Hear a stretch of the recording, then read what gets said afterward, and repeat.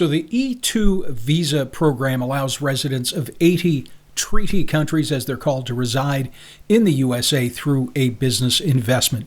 Now, a franchise business can provide advantages over starting your own business, but not all franchises are created equal. We'll take a look at that today on Franchise City.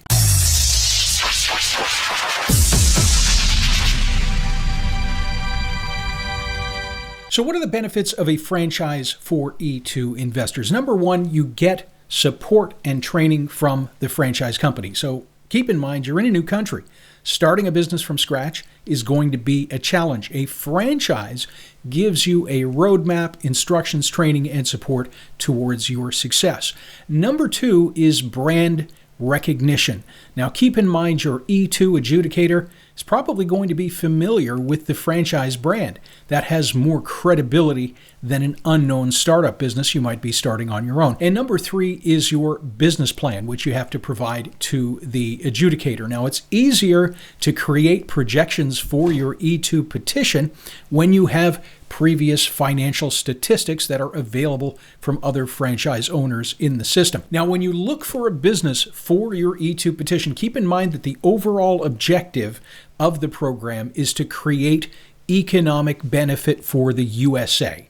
Now, that is what your adjudicator is going to be looking for. Now, economic benefit can be demonstrated in several ways, but arguably the most compelling is if you employ U.S. residents. So businesses that have no employees, that focus only on the owners making a profit, are not good choices for the E2 visa. Now, not that it's impossible, but businesses like real estate investing, consulting type companies that have no employees, these are not ideal and are going to increase the likelihood of a denial. When they think of franchises, most E2 applicants think of food franchises. They're the most visible. And food could be an option. We'll take a look at food and retail in a moment, but we'll start off with service-based businesses. So service-based businesses, these can be a great option as they can be very profitable, some of them just as profitable as a food franchise, but most of them have a much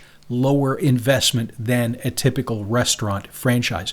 Now, these businesses include industries like cleaning, painting, plumbing, electrical, glass repair, mosquito control. There are many, many options out there, and many of them will work with E2 visa candidates. Remember that the owner is not out there performing the service.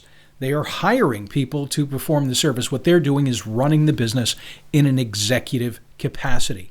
Now, some cleaning franchises actually generate an average of $1.4 million a year.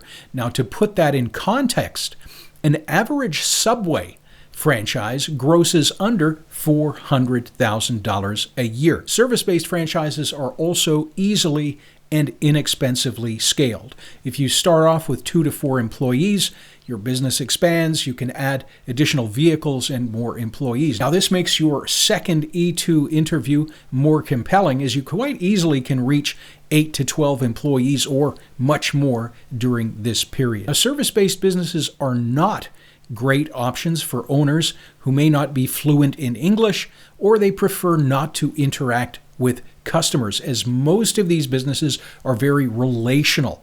The owner is involved with the community. They're driving their business forward.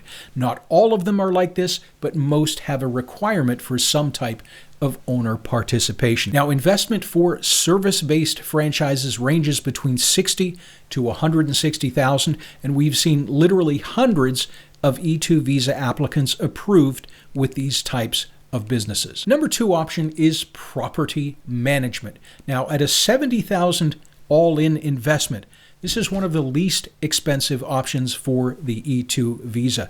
This is an in-demand industry that has many E2 visa operator owners in their system. So the owners, they can manage both commercial and residential properties. And while you may not have many employees when you start off, you will be hiring many local contractors who are performing work. And that does, of course, demonstrate local economic benefit. Also an option are retail type brick and mortar businesses. If you have a smaller budget, brick and mortar businesses, and we're looking at things like restaurants, hair salons, gyms, health clubs, these are usually not an ideal option for the E2 visa. So most franchised restaurants are going to cost you a minimum of $200,000. Many of them are over $1 million.